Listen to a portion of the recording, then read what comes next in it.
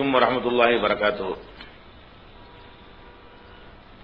அன்பிற்குரிய சகோதரர்களே, முதலில் இணையதளத்தின் வழியாக இந்த நிகழ்ச்சியை பார்த்துக் கொண்டிருக்கக்கூடிய சகோதரர்களுக்கு சில செய்திகளை கூறிக்கொள்கிறோம். இந்த நிகழ்ச்சி ஜித்தாவிலே வாழ்கின்ற நம்முடைய சகோதரர்கள் ஒரு அரங்கத்திலே கூடி அவர்களுக்கு இஸ்லாம் பற்றி எழுந்திருக்கின்ற சந்தேகங்களை கேட்டு தெளிவுபடுத்துவதற்காக இந்த நிகழ்ச்சி ஏற்பாடு செய்யப்பட்டிருக்கிறது. இதில் அந்த அரங்கத்திலே இருக்கக்கூடிய சகோதரர்கள் மாத்திரம்தான் கேள்விகளில் கேட்க முடியும். ஆனால் அவர்கள் கேட்கின்ற கேள்வியையும் அதற்கு அளிக்கின்ற பதில்களையும் இணையதளத்தை பார்த்துக் கொண்டிருக்கிற உலகத்தில் உள்ள எல்லாருமே அதில் பயன்பெற முடியும். இதை இணையதள நேயர்களுக்காக துவக்கத்தில் சொல்லிவிட்டு நிகழ்ச்சிக்கு நம்ம செல்வோம். அன்பிற்குரிய சகோதரர்களே,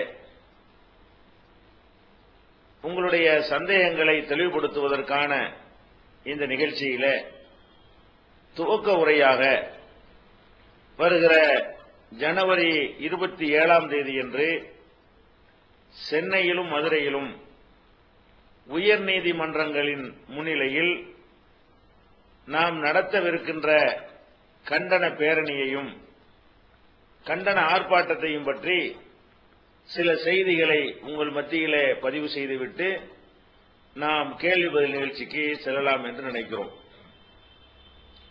இந்த ஜனவரி 27ஆம் தேதி நாம் நடத்த இருக்கின்ற போராட்டம் எதற்காக நடத்தப்படுகிறது என்பதை இன்றைக்கு உலகத்தில் உள்ள எல்லா முஸ்லிம்களுக்குமே தெரியும். தமிழ் கூறும் முஸ்லிம்களுக்கெல்லாம் தெரியும். பாபர் மசூதி வழக்கில் ஒரு அநியாயமான தீர்ப்பை அலகாபாத்தினுடைய உயர் நீதிமன்றம் அளித்திருக்கிறது. இந்த விவரம் மக்களுக்கெல்லாம் தெரியும். இந்த தீர்ப்பு இந்தியாவில் இருக்கின்ற சிவில் சட்ட பிரகாரம், இந்தியாவுடைய அரசியல் சாசன பிரகாரம் எந்த ஒரு அடிப்படையையும் கவனத்தில் கொள்ளாம இந்த தீர்ப்பு அளிக்கப்பட்டிருக்கிறது. இதுவும் நம்ம எல்லாருக்குமே தெரியும். இது முழுக்க முழுக்க மூட நம்பிக்கை அடிப்படையிலையும் மத உணர்வின் அடிப்படையிலையும் பெரும்பான்மை மக்களை திருப்திப்படுத்த வேண்டும் என்ற ஒரு சட்டவிரோதமான நோக்கத்திலும் தான் இந்த தீர்ப்பு அளிக்கப்பட்டிருக்கிறது. இப்ப இந்த தீர்ப்புக்காக வேண்டி நம்ம எதிர்த்து தான் இந்த ஆர்ப்பாட்டத்தை நடத்த இருக்கிறோம்.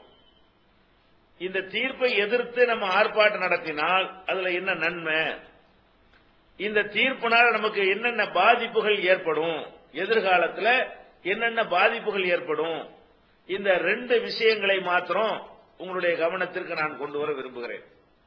இந்த பாபர் மசூதி சம்பந்தமாக அளிக்கப்பட்டிருக்கிற தீர்ப்பு பாபர் மசூதி பிரச்சனைக்கு மட்டும் உரியது இல்லை. இதை நாம எல்லாரும் கவனத்தில் வைத்துக் கொள்ள வேண்டும்.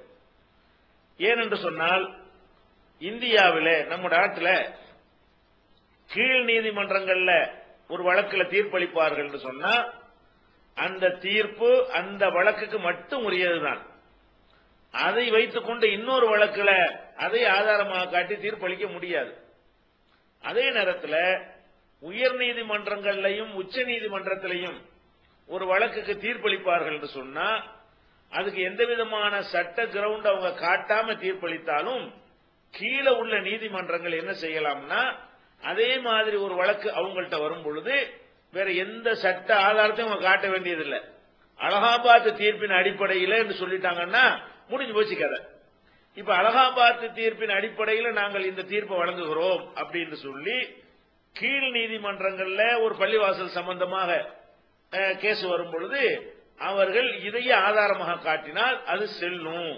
ஏன், உச்ச நீதிமன்ற உயர் நீதிமன்ற தீர்ப்புகளை பொறுத்த வரைக்கும் அது உடைக்கப்படாத வரைக்கும் அது சட்டம், அது சட்ட புஸ்தகத்தினுடைய ஒரு விதியாகவே என்ன செய்யப்படும் கருதப்படும்ங்கிறது பிரிட்டிஷ் அந்த நீதிமன்ற முறையில் இருக்கிறதுனால அதையவே நம்மளும் ஃபாலோ பண்ணிட்டு இருக்கிறதுனால நம்ம நாட்டு நீதிமுறை அப்படித்தானே இருக்கிறது, ஃபாலோ பண்ணிட்டு இருக்கிறதுனால அது நம் எல்லாரையும் பாதிக்கக்கூடிய தீர்ப்பு. இதை நம்ம விளங்கிக் கொள்ள வேண்டும். இப்ப அலகாபாத் ஹைகோர்ட் எந்த மாதிரியான விஷயங்களை எல்லாம் தன்னுடைய தீர்ப்புல எடுத்திருக்கிறாங்க, ஒரு சொத்து யாருக்கு சொந்தம், இதுதான் வழக்கு. இந்த வழக்குல சொத்து யாருக்கு சொந்தம் எப்படி தீர்ப்பளிக்கணும்? உன்னுடைய பேப்பரை கொண்டு வா, உன்னுடைய ஆவணங்களை கொண்டு வா, உன்னுடைய பட்டயத்தை கொண்டு வா, பட்டாவை கொண்டு வான்னு சொல்லி என்ன செய்யணும்? கேட்டு அதன் அடிப்படையில் இது உனக்கு உரியது, உனக்கு உரியது இல்ல, இப்படி தீர்ப்பளிக்கணும். இதுதான் நம்ம நாட்டில் உரிமையியல் சட்டத்தில் உள்ள ஒரு விஷயம். அதே நேரத்தில் ரெண்டு பேர்கிட்டையும் ஆவணம் இல்லைன்னு சொன்னா, ஒருத்தர் ரெக்கார்டு இல்லைன்னு சொன்னா, யார்கிட்ட காலகாலம் அது இருந்தது, பயன்படுத்தப்பட்டு வந்தது, இதை பார்க்கணும். இந்த ரெண்டையுமே நீதிமன்றம் பார்க்கல. ஆவணங்களை நம்ம தாக்கல் பண்ணி இருக்கிறோம், அதை கண்டுகொள்ளவே இல்லை. அனுபவம் நம்ம தான் 450 வருஷமா நம்முடைய அனுபவத்தில் இருந்தது, அதையும் நீதிமன்றம் கண்டுகொள்ளவே இல்லை. வேற என்னென்னலாம் அவங்க ஆதாரமா எடுத்து வச்சிருக்காங்க தெரியுமா? இது யாருடையது என்பதை முடிவு செய்வதற்காக வேண்டி அந்த இடத்துல அகழ்வாராய்ச்சி செய்யணும் அப்படின்னு ஏற்கனவே இதே அலகாபாத் உயர் நீதிமன்றம் உத்தரவு போடுது. அதன் அடிப்படையில் அந்த பாபர் மசூதி இடிக்கப்பட்ட அந்த இடத்துல தற்காலிகமா கோவில் கட்டியிருந்தாங்க இல்லையா, அந்த இடத்தை மட்டும் விட்டுட்டு சுற்றி உள்ள பகுதிகளில் என்ன செய்யறாங்க? அகழ்வாராய்ச்சி என்று அவங்க நடத்துகிறார்கள். அதுல சில பொருள்கள் எல்லாம் கிடைத்தது என்று சொல்லிதான் அதை கோயில் இருந்ததுங்கிறதுக்கு ஒரு ஆதாரமா காட்டுறாங்க. இது சட்டத்தில் இல்லாத ஒரு விஷயம். அப்போ ஒரு இடம் யாருக்கு சொந்தம்னு நாளைக்கு வரும் பொழுது இது எங்களுக்கு உரியதுதான் சொல்லி ஒருத்தன் பள்ளிவாசலுக்கு நாளைக்கு நம்ம வீட்டு பள்ளிவாசலுக்கு கேஸ் போட்டான்னா, அப்ப கீழே உள்ள நீதிமன்றம் என்ன சொல்லுவாங்க? அந்த இடத்துல தோண்டி பாருங்கன்னு கேட்பாங்க. தோண்டி பார்த்தோம்னு சொன்னா கண்டிப்பா என்னமாவது ஒன்று கிடைக்கத்தான் செய்யும். இந்துக்கள் பயன்படுத்தக்கூடிய என்னமாவது சிலையோ ஒரு தாலி கயிறு கூட கிடைக்கலாம். என்னமாவது கிடைச்ச உடனே இதுல இந்துக்கள் பயன்படுத்தின பொருள்கள்லாம் இருக்கிற காரணத்தினால இந்த இடத்துல ஏற்கனவே இந்துக்களுடைய ஒரு கோவில் தான் இருந்தது என்று ஆதாரம் அலகாபாத் ஹைகோர்ட் தீர்ப்பு அப்படின்னு சொல்லி கீழே உள்ள மாஜிஸ்ட்ரேட்டுகள், செஷன்ஸ் நீதிமன்றங்கள்லாம் என்ன செய்யலாம்?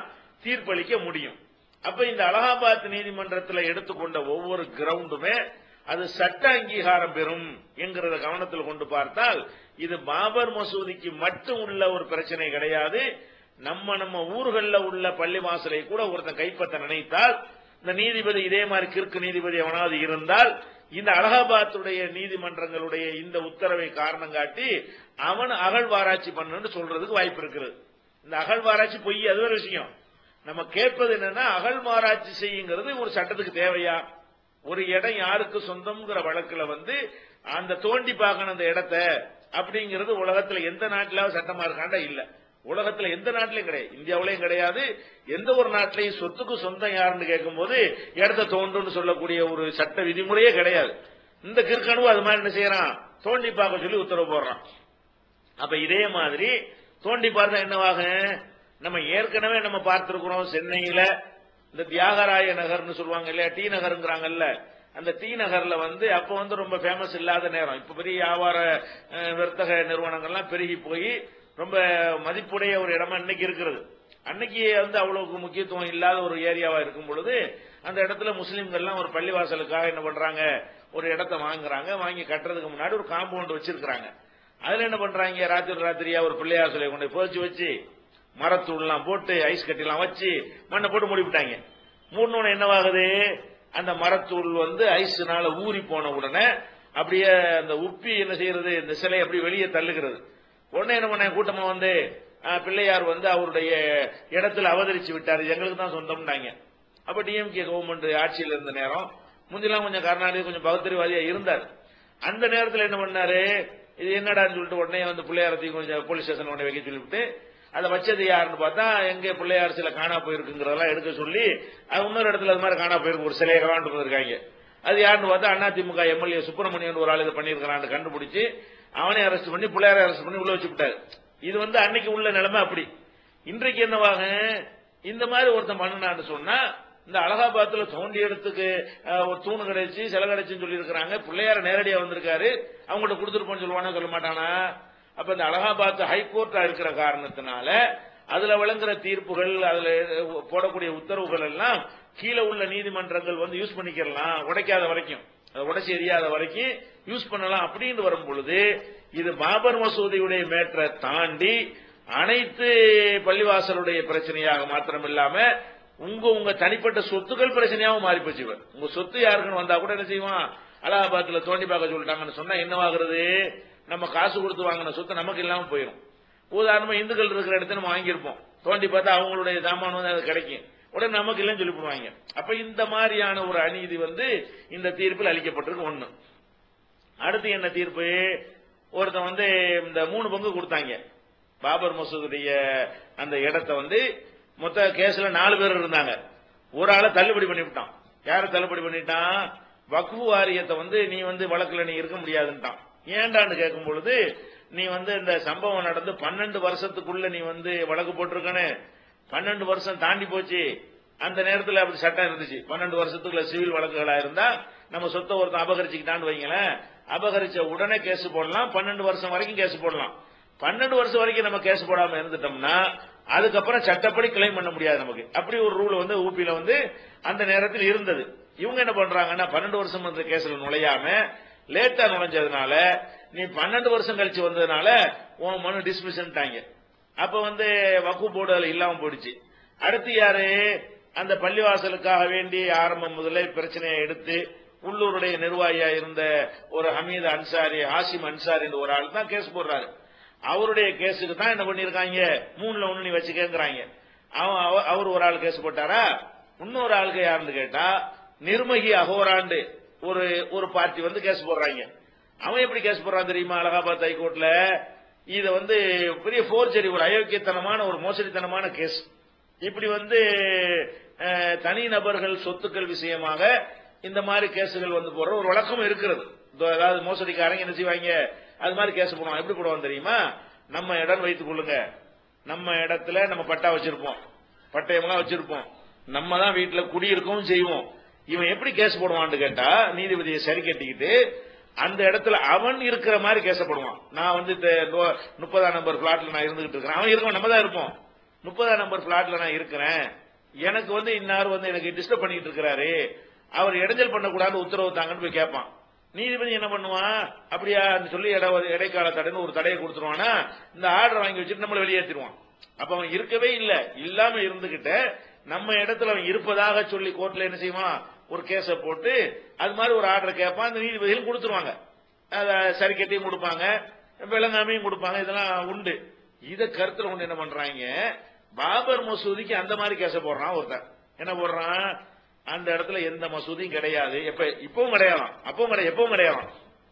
அந்த இடத்துல ராமர் கோயில் தான் இருக்குது, அது நான் தான் நிர்வாகியா இருக்கிறோம், பல ஆயிரம் வருஷங்களாக அந்த ராமரை தான் நாங்க வழிபட்டுட்டு வர்றோம், அது எங்களுடைய இடம்.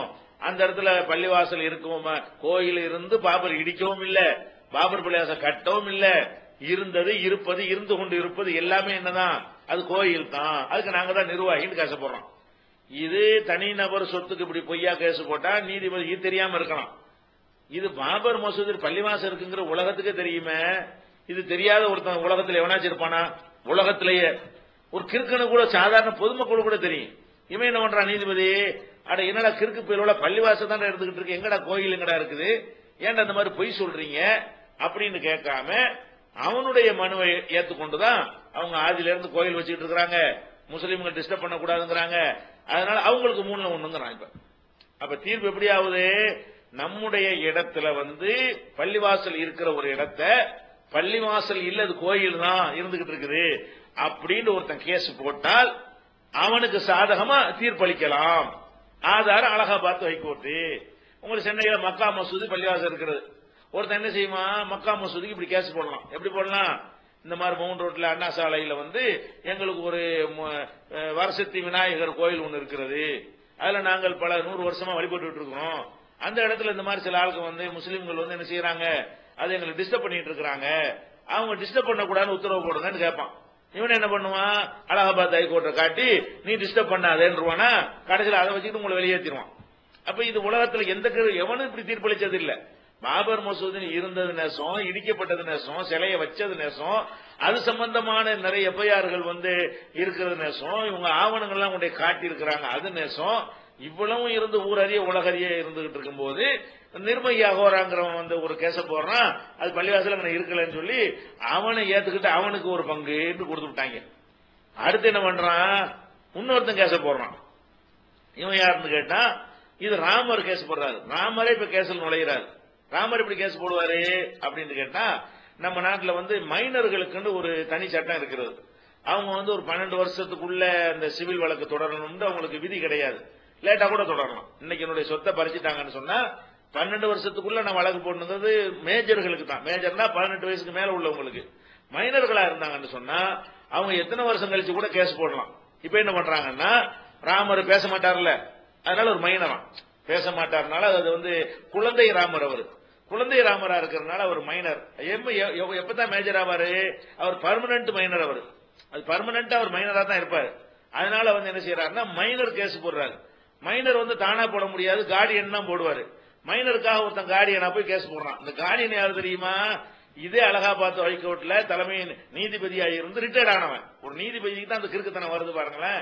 இதே அலகாபாத் கோர்ட்ல நீதிபதியா இருந்து ரிட்டையர்ட் ஆனவன் என்ன பண்றான், இந்த மாதிரி ஒரு கோல்மால் பண்ணி கேச போடுவோம்னு சொல்லி, நான் தான் ராமரு, எனக்கு வந்து இந்த இடத்துல ஒரு கோயில் இருந்தது, 450 வருஷத்துக்கு முன்னாடி எனக்கு ஒரு கோயில் இருந்தது, அப்ப பாபருங்கிறவர் வந்து இடிச்சு விட்டு அந்த இடத்துல பள்ளிவாசல் கட்டி விட்டாரு, நான் மைனரா இருந்தனால கேஸ் போடல, இப்பதான் என்னுடைய கார்டியன் விட்டு நான் கேஸ் போடுறேன், என்னுடைய மனுவை ஏத்துக்கிட்டு எனக்கு திருப்பி தாங்கன்னு ராமர் கேட்கிறாரு கோர்ட்லங்க. இந்த கிறுக்கு பேரும் அதையும் ஏத்துக்கிறான். அப்படியா ராமர், நீ மைனருங்கிறது ஓகே, பர்மனன்ட் மைனருங்கிற ஒரு கல்ல போய் மைனருங்கிறான் நீதிபதி. ஒரு சிலைய போய் கல்ல போய் என்ன செய்யறான், அது மைனருங்கிறான், அது சட்டப்பூர்வ உரிமை இருக்குங்கிறான், அது சொந்தம் கொண்டாடலாங்கிறான். அந்த மாதிரி என்ன செய்யறான், இது எனக்கு சொந்தமானது அப்படின்னு சொல்லி ராமர் சார்பாக அந்த ராமருடைய வழக்கறிஞர் என்ன பண்றாரு, கேஸ் போடுறாரு. கேஸ் போடுற என்ன ஆகுது, நீதிபதிகள் அதை ஏற்றுக்கொண்டு ராமருக்கு ஒரு பங்கு கொடுத்திருக்காங்கிறான். இதுல ஒரு முக்கியமான விஷயம் என்ன தெரியுமா, நிர்மகி அகோராவுடைய கேஸை ஏத்துக்கிட்டான்னா இது பொய்யா போயிடும், இதை ஏத்துக்கிட்டு அது பொய்யா போயிருங்க.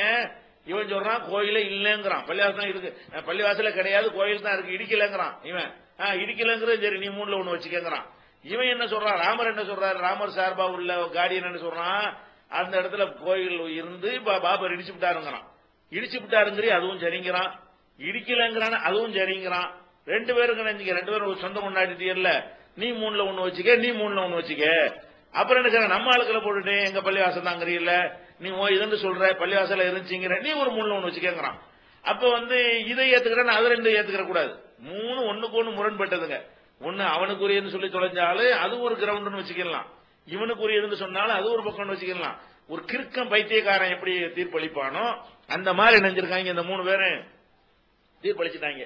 இப்ப என்ன பண்ணுவாங்க, இது வந்து எப்படி எல்லாம் பாதிப்பு ஏற்படுத்தும் கேட்டா, நம்முடைய ஒரு இடத்துல வந்து ராமரே கேஸ் போடுவார். நம்முடைய பள்ளிவாசல் என்ன செய்வாரு, நான் தான் ராமரு, அல்ல நான் தான் முருகன், எனக்கு இந்த இடத்துல ஒரு கோயில் இருந்துச்சு, இப்ப இந்த இடத்துல பள்ளிவாசல் கட்டிவிட்டாங்க, அதை எனக்கு மீட்டு தாங்க அப்படின்னு சொல்லி ஒரு சிலையின் சார்பாக ஒரு மனுவை போடுவாங்க. சிலை எப்படா கேஸ் போடுன்னு கேட்க முடியாதீங்க, ஹைகோர்ட்ல தீர்ப்பளிச்சு விட்டானே, சட்டமாயி போச்சுல, அப்ப சிலையும் கேஸ் போடலாம். இப்ப சிலை கேஸ் போட்டு என்ன பண்ணிடுறேன், ராமர் முருகர் அப்படி இப்படின்னு சொல்லிட்டு போட்டாங்கன்னு வைங்க, கடைசியில் நம்ம பள்ளிவாசல் கூட நம்மளை விட்டு போயிடும். அப்ப இது ஒரு டேஞ்சரான ஒரு ஆபத்தான ஒரு தீர்ப்பை வந்து இந்த அலகாபாத்துக்கு இருக்கணும் வழங்கி இருக்கும் பொழுது நம்ம என்ன பண்ணணும், இதுக்கு எதிர்த்து சரியான முறையில் ஃபைட் பண்ணி ஆகணும். இதுக்கு தான் இந்த போராட்டத்தை அறிவிச்சிருக்கோம். இந்த தீர்ப்பை வந்து உடைச்சு எரியணும். உடைச்சு எரியறதா என்ன செய்யணும், இந்த அலகாபாத்துக்கு மேல உள்ள சுப்ரீம் கோர்ட் தான் உடைக்கணும்.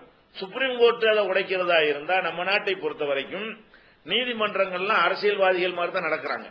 என்ன, பெரும்பாலான நீதிமன்றங்கள் நீதிபதிகள் அப்படி இருக்கிறாங்க. சில நீதிபதிகள் நேர்மையானவர்களாகவும் இருக்கிறார்கள். அதுல எப்படி அவங்க நடப்பாங்க, மக்கள் எப்படி போறானோ அதுக்கு தகுந்த மாதிரி இவங்க என்ன செய்வாங்க, தீர்ப்பளிப்பாங்க. சிறுபான்மையை நசுக்கிறது, ஓட்டுக்காக வேண்டி தீர்ப்பு மாத்துறது, அந்த மாதிரி தான் சட்ட உரிமைகளை கூட நம்ம நாட்டில் பெற வேண்டி இருக்கிறது. இல்லைன்னா நீதி கிடைக்க மாட்டேங்குது. இதுக்கு நிறைய முன்னுதாரணங்களை நம்ம வந்து சொல்ல முடியும். அப்ப அந்த மாதிரியா இருக்கும் பொழுது இந்த தீர்ப்பை வந்து நம்ம யாருமே எதிர்க்க, இந்தியாவில் யாருமே எதிர்க்கல. இன்னும் சொல்ல போனா இந்த பாபர் மசூதிக்கு கேஸ் போட்டாங்களே அந்த அன்சாரிங்கிறவரு, அவரே அவுட். இப்ப அவர் என்ன பண்றாரு, நாங்க எங்களுக்குள்ள காம்ப்ரமைஸ் ஆகி போய்க்கிறோம்ட்டாரு. அவரே அப்பீல் போடுவார்னு சொல்ல முடியாது. வக்ஃப் வாரியம் இப்ப அப்பீல் பண்ணிருக்காங்க, உங்களை டிஸ்மிஸ் பண்ணி விட்டுருவாங்க. ஏன், முடிஞ்ச அளவு டிஸ்மிஸுக்கு வாய்ப்பு இருக்கு. 12 வருஷம் என்ன அதே கொஸ்டின் இப்பவும் வரும். வக்ஃப் வாரியம் வந்து ஏற்கனவே காலம் கடந்து அங்க அப்பீல் பண்ணும் பொழுது இப்பவும் காலம் கடந்தா தான் ஏற்றுக்கொள்வாங்க. அப்படித்தான் வாய்ப்பு அதிகம் இருக்கிறது. தள்ளுபடி பண்ணாம போனா ஒரு ஆச்சரியம் தான் அது மாதிரி இருக்கிறது. இவன் போடுற மாதிரியும் தெரியல. யாரு 3ல 1க்கு ஆர்டர் வாங்கி இருக்கிறானோ அவன் போய் அந்த கேஸ் போடுற மாதிரி தெரியல. நாங்க சமரச திட்டத்துக்கு பிளான் பண்ணிட்டு இருக்கோம், அப்படின்னு அந்த ஆள் வயசு 20 வருஷம் போராடினார், அவர் குறை சொல்ல முடியாது. இன்னைக்கு ஆள் தளர்ந்து போய் என்ன பண்றாரு, இப்படி நிலையில வந்துட்டாரு. அப்ப என்ன பண்ணணும், சுப்ரீம் கோர்ட் தானாத்தான் இதை விசாரிச்சா தான் உண்டுங்கிற அளவுல இன்றைக்கு உள்ள நிலைமை போய் கொண்டிருக்கிறது. அதனால என்ன பண்றோம், தானாக இந்த சுப்ரீம் கோர்ட் இதை எடுக்கணும், இப்படி நிறைய எடுத்திருக்கிறாங்க அப்படின்னு வலியுறுத்துறோம். இதனால என்ன நன்மை ஏற்படும் அப்படின்னு சொன்னா, நம்ம ஒரு 4-5 ஆண்டுகளுக்கு முன்னாடி இந்த சென்னையில ஹைகோர்ட்ல ஒரு தீர்ப்பளிச்சாங்க. அப்பதான் ஒட்டக குர்பானிங்கிற ஒரு நடைமுறை தமிழகத்தில் அறிமுகமான ஒரு நேரம். அது ஒட்டகம்லாம் குர்பானி கொடுக்க கூடாதுன்னு எவனோ கேஸ் போட்ட உடனே கொடுக்க கூடாதுன்னு தீர்ப்பளிச்சு விட்டானுவோம். இதுக்கு சட்டத்தில் இடமே கிடையாது. ஒட்டக குர்பானி கொடுக்க கூடாதுங்கிறதுக்கு அதுக்கு எந்த சட்ட கிரவுண்ட் வராது. ஏன், அது ஒட்டகம்ங்கிறது வீட்டு அனிமல்ஸ் தான், அது காட்டு அனிமல்ஸ் தான் கொல்லக்கூடாதுன்னு சட்டம் இருக்கிறது. வீட்டில் வளர்க்கக்கூடிய ஆடு மாடு மாதிரி கோழி மாதிரியான பிராணிகளை நம்ம அறுக்கிறதுக்கு சாப்பிடுறதுக்குலாம் என்ன இல்ல, அதுக்கு எந்த விதமான சட்டமும் கிடையாது. காட்டுல உள்ள பிராணிகளை பிடிச்சிட்டு வந்து ஏதாவது செஞ்சா அது வனவிலங்கு சட்டம்னு தனியா வச்சிருக்கிறாங்க. இது ஒட்டகம் வனவிலங்கு கிடையாது. வீடுகளில் என்ன செய்வாங்க, மாட்டு ஒட்டக வண்டி போயிருப்பாங்க, பால் கறந்து கொடுப்பாங்க. ஒவ்வொருத்தர் ராஜஸ்தான்ல ஒவ்வொரு குடும்பத்துக்கு 4 ஒட்டகம் வச்சு வளர்ப்பாங்க. அப்ப இதை கூடாது தீர்ப்பளிக்க இடமே இல்ல. ஆனால் என்ன பண்றாங்க, முஸ்லீம் ஏற்றுனவனை எவன் எதிர்க்க போறான்னு சொல்லிவிட்டு அந்த தீர்ப்பளிச்சவன் என்ன மூட்ல இருந்தாலும் தெரியல, அது தப்புன்னு சொல்லிவிட்டான். அப்புறம் என்ன பண்ணோம், வியாழக்கிழமை தீர்ப்பளிக்கிறான், வெள்ளிக்கிழமை நம்ம டிக்ளேர் பண்ண, நிறைய இடங்கள் டிக்ளேர் பண்ணாங்க, நம்மளும் டிக்ளேர் பண்ண. என்ன பண்ணோம், இந்த நீதிமன்ற தீர்ப்பை எதிர்த்து நாங்க குர்பானி கொடுப்போம். ஒட்டகம் கொடுக்கணும்னு மார்க்கத்தில் கட்டாயம் ஒன்றும் கிடையாது. ஆடை ஒன்றாலும் கொடுக்கலாம், மாடை ஒன்றாலும் கொடுக்கலாம். ஆனா உரிமை பறிக்கிறான்ல, இந்த உரிமை பறிக்கிறாங்கிற ஒரு காரணத்துக்காக என்ன பண்றோம், நம்ம டிக்ளேர் பண்ணவன அவசர அவசரமா சனிக்கிழமை நீதிமன்றம் கூடி, அப்ப சாயந்தரத்தில் நீதிபதி வீட்டில் வச்சு என்ன செய்யறாங்க, எந்த நீதிபதி கூடாதுன்னு தீர்ப்பளிச்சாரோ அந்த நீதிபதி ஒட்டகத்தை அறுத்துக்கிறங்க, பொது இடத்துல அறுக்காம கொஞ்சம் மறைவா அறுத்துக்கிறங்க, அது மக்கள் புண்படுவாங்க மொத்தம். இப்படி ஒரு டெக்னாலஜியா கௌரவமா வாபஸ் வாங்குற மாதிரி என்ன பண்ணாங்க, செஞ்சாங்க. அப்ப அந்த நீதிமன்றங்கள் ஒரு தப்பா தீர்ப்பளிக்கும் போது கூட, சட்டத்துக்கு விரோதமா தீர்ப்பளிக்கும் போது நம்ம சில அரசியல் ரீதியான ஒரு நடவடிக்கை மூலமாகத்தான் அந்த நீதியை நம்ம பெற முடிகிறது. நம்ம இன்னைக்கு பார்த்துக்கிட்டு இருக்கிறோம். அதே மாதிரி என்ன, நம்ம இன்னொரு உதாரணம் சொல்றதா இருந்தா இந்த ஜல்லிக்கட்டு உதாரணம் சொல்லலாம். ஜல்லிக்கட்டு நடத்துறது சாதாரண ஒரு மனுஷன் பார்த்தாலும் சொல்லலாம் சட்ட விரோதம். நீங்க ஒரு மிருகத்தை 1000 பேர் போட்டு அமுக்குறது ஒரு வீரம் கிடையாது, அது மிருக வதை. மிருகத்தை வதை செய்யக்கூடாதுங்கிறதுக்கு என்ன இருக்கு, சட்டம் இருக்கு நம்ம நாட்டில். தார்குச்சி சாட்டை சவுக்கெல்லாம் வச்சிருக்க கூடாது மாட்டு வண்டி ஓட்டுறவங்க, அதுக்கெல்லாம் என்ன செய்வாங்க, கேஸ் போட்டுருவாங்க. ஆனா இப்ப கண்டுக்கிறாம இருக்கிறாங்கன்னு வைங்களேன். ஆனா சட்டம் இருக்குது அப்படி செய்யக்கூடாதுன்னு சொல்லிட்டு. அப்ப அந்த மாதிரியா இருக்கக்கூடிய நேரத்தில் ஒரு மாட்டுக்கு சாராயத்தை ஊத்தி விட்டு 1000 பேர் ஒரேடி அமுக்குறதுங்கிறது எந்த வகையிலையும் ஏற்றுக்கொள்ள முடியாது. சாதாரண ஒரு மாஜிஸ்ட்ரேட்டை இதுக்கு தடை செஞ்சு விடலாம். அவ்வளவு தெளிவான சட்டங்களை கொண்டு உள்ளது இது. ஆனா என்ன பண்றாங்க, இங்க ஹைகோர்ட்ல எல்லாம் தடை செஞ்சு விட்டானா சுப்ரீம் கோர்ட்ல அப்பீல் பண்றாங்க. அதுக்கடையில் என்ன ஆகுது, இந்த ஜல்லிக்கட்டு நடத்தக்கூடிய, அது போக மனிதனுக்கு வேற கேடு வருது. ஜல்லிக்கட்டுனால கொம்பை நல்லா சீ விட்டுருவாங்க, கொம்புல விஷத்து தடவை விட்டுருவாங்க. அதை நல்லா கூர்மப்படுத்தின கொம்பா இருக்குமா, ஒரு சிலிப்பி வயிற்ற கிழிச்சுக்கிட்டு எத்தனை பேரை சாவடிச்சு போடுது, ஏறி மிதிச்சு சாவடிக்குது. இதெல்லாம் வேற மனுஷனுக்கு வேற அது ஒரு உயிருக்கு ஆபத்து ஏற்படுத்துது. இதெல்லாம் பார்த்து தடை செய்யறதுங்கிறது சாதாரணமா போற போக்குல தீர்ப்பு சொல்லிட்டு போயிடலாம். அவ்வளவு லட்டு மாதிரி கேஸ் இது. ஆனா என்ன பண்ணாங்க, இந்த ஜல்லிக்கட்டு நடத்துறவங்க எல்லாம் பெரிய பக்தியின் பேரால எங்க மத நம்பிக்கை அப்படியா இப்படியான்னு சொல்லிட்டு எதிர்த்து பிரச்சனையை கொண்டு வந்தோம்னா என்னவாகுது, எப்படி அரசியல்வாதிகள் பணிஞ்சு போவாங்களோ அந்த மாதிரி கோர்ட்டும் பணியுது. பணிஞ்சு என்ன செய்யறது, நீங்க 2 லட்சம் ரூபாய் டெபாசிட் கட்டிட்டு நீங்க நடத்திக்கிறீங்க. 2 லட்சம் ரூபாய் டெபாசிட் கட்டினா ஹராம், அதாவது சட்ட விரோதமானது சட்டபூர்வம் ஆயிருமா? எந்த சட்டத்தில் நீங்க கூடாது, நீங்க இப்ப கூடுங்கிறது என்ன சட்டம், ஒரு சட்டம் கிடையாது. மக்களுடைய உணர்வுக்கு மதிப்பளிக்கணுங்கிற பேர்ல சட்டம் வளையுது. நம்ம நாட்டில் என்ன செய்யறாங்க, சட்ட நீதிபதிகள் அரசியல், இப்படி ஜெயலலிதா கோயில்கள்ல ஆடு மாடு கோழி எல்லாம் பலியிடக்கூடாதுன்னு ஒரு சட்டம் கொண்டு வந்தாங்க.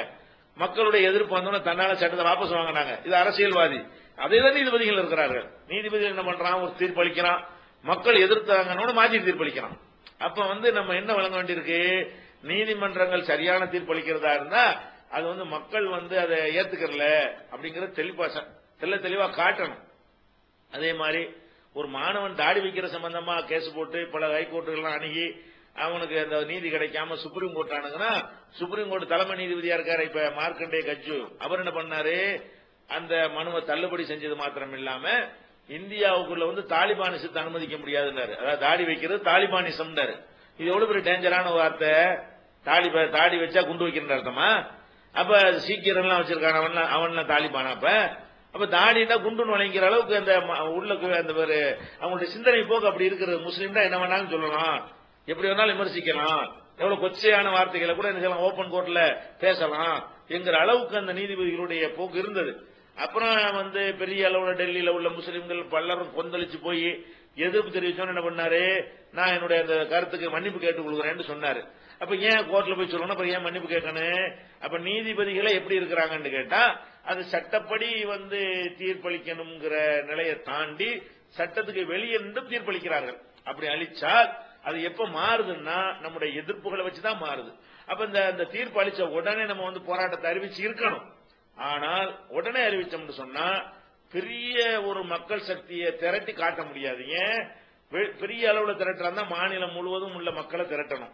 மாநிலம் முழுவதும் மக்களை திரட்டுறதா இருந்தால் உள்ளூர் மக்கள் சாதாரணமா வந்துருவாங்க. வெளியூர் மக்களை கொண்டு வரதா இருந்தா அவங்களுக்கு வாகன ஏற்பாடு செய்யணும், அவங்களை வர வைக்கிறது, கூட்டிட்டு வரணும். அவங்க நம்ம காசு பணம் கொடுக்க மாட்டோம், ஆர்வத்தில் வருவாங்க, ஆனா செலவழிச்சிட்டு வர மாட்டாங்க. வாகன ஏற்பாடாவது நம்ம என்ன செய்யணும், ஒரு பெரும்பாலான மக்கள் எதிர்பார்க்கிறாங்க.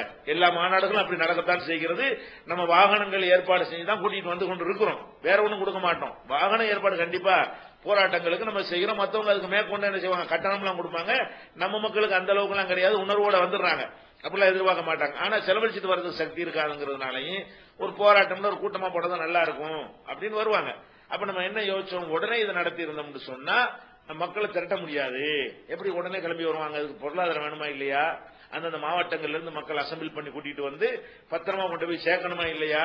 அதுக்கு ஒரு சின்ன ஒரு அவகாசம் இருந்தா தான் அது நிதி ஆதாரங்களை திரட்ட இயலும் அப்படிங்கறதை கவனத்துல கொண்டோம். அதே நேரத்தில் சென்னைங்கிற ஒரு இடத்துல நடத்தணும்னு சொன்னா அதுல தூரத்துல இருந்து வர்றவங்களுக்கு அதிக பொருட்செலவாயிரும். ரெண்டா வெட்டி விட்டோம்னு சொன்னா அவங்களுக்கு ஓரளவுக்கு என்னவாயிரும், மதுரையில உள்ளவங்க அதை சுற்றி உள்ளவங்க குறைந்த செலவுல வந்துருவாங்க, சென்னைக்கு இந்த சுற்றி உள்ளவங்க அவங்களுக்கு குறைந்த செலவுல வந்துருவாங்கிற அடிப்படையில இரண்டாக பிரித்தது கூட அது ஒரு காரணம். ஏன்னா இப்பதான் ஜூலை நாள் நடத்திருக்கிறோம். அது திட்டமிட்டு நடத்தின ஒரு போராட்டம். இது திட்டமிடாமல் நம்ம மீது திணிக்கப்படுகிறது. எதிர்பாராத ஒண்ணு நம்ம செய்யத்தானே செய்வோம். பையனை கல்யாணம் பண்ணிவிட்டோம், மகளுக்கு கல்யாணம் பண்ணிவிட்டோம், அது அல்லது காலேஜில் சேர்த்து செலவழிச்சு விட்டோம், ஒரு நெருக்கடியில் இருப்போம். அந்த நேரத்தில் இன்னொரு பையனுக்கு உடம்பு சரியில்லாட்டி போனா நம்ம செய்யாம இருப்போம். அது திட்டமிடாம ஒண்ணு வந்துருத, மருத்துவமனையில் சேர்த்து சிகிச்சை பண்ணணும்னு வந்தா என்ன பண்ற வேண்டியிருக்கு.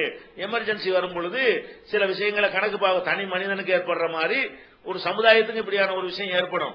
ஜூலை 4 போராட்டம்ங்கிற இடஒதுக்கீடு ஒரு கோரிக்கைக்கு நடத்தணும், எப்ப வேணாலும் நடத்தலாம், தள்ளி கூட வச்சுக்கலாம்.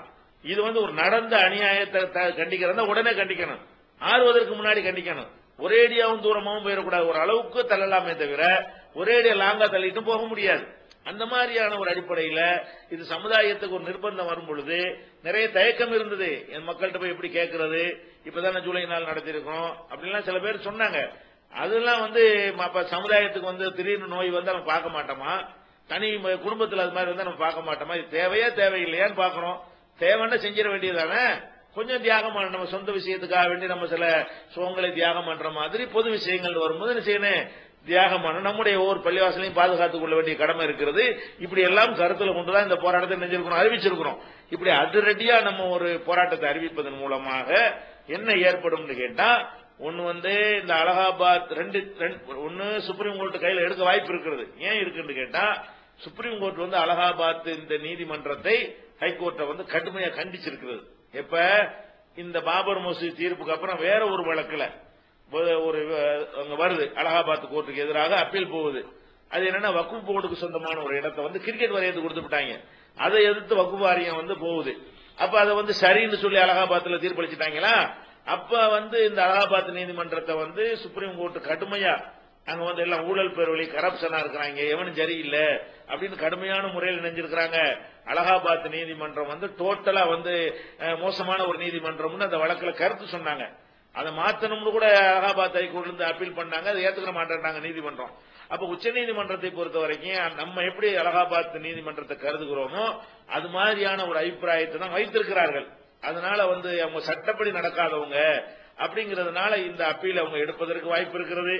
எடுத்து விட்டார்கள் சொன்னா, அல்லது இந்த அன்சாரிங்கிறவரை ஒரு மனுவை போட்டுட்டார்னு சொன்னா, அல்லது வக்ஃப் வாரியத்தினுடைய மனுவை அவங்க டிஸ்மிஸ் பண்ணாம ஏற்றுக்கொண்டு விட்டார்கள் சொன்னா, அப்ப அந்த சுப்ரீம் கோர்ட்டாவது என்ன பண்ணணும், ஆகா இந்த அலகாபாத் தீர்ப்பளிச்சாங்க, மக்கள் அதை பொறுத்துக்கறல, சட்டம் ஒழுங்கு வரக்கூடாதுன்னு சகிச்சுக்கிட்டு இருந்தாங்களே தவிர அந்த தீர்ப்பு வந்து திருப்தி அளிக்கல, மக்கள் கொந்தளிப்புல இருக்கிறாங்க, தங்களுடைய கோபத்தை பதிவு செஞ்சிருக்கிறாங்கன்னு காட்டினா தான் அந்த சுப்ரீம் கோர்ட்ல என்ன கிடைக்கும், சட்டப்படி தீர்ப்பளிக்கிறதுக்கு அவங்களுக்கு உத்வேகமா அது அமையும்.